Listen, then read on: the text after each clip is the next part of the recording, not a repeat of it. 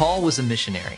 He traveled all over, preaching to both Jews and Gentiles and telling them the good news about Jesus.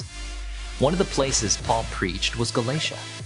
Galatia was a province in Rome, and the Galatian Christians were mostly Gentiles, or non-Jews. But later, Paul learned that the believers there had been led astray by false teachers. Some were teaching that Christians must still follow the old laws of Moses in order to be saved. Paul wrote to the Galatians, telling them to reject those false teachers. He urged them not to become slaves to the law again.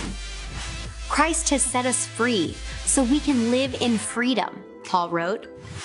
Jesus' death had bought them freedom from the law. Salvation comes through faith in Jesus. It is a free gift that cannot be earned by keeping any law.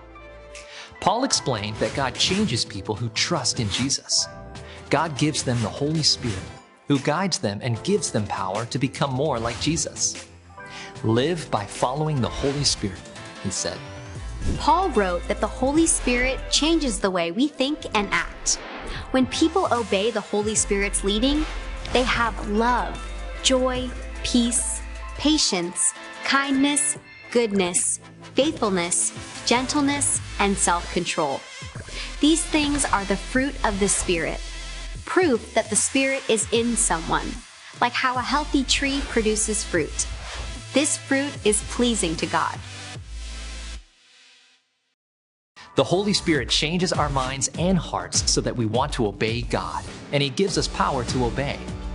The Holy Spirit guides us as believers as we live out God's mission for us to share the gospel in all the world.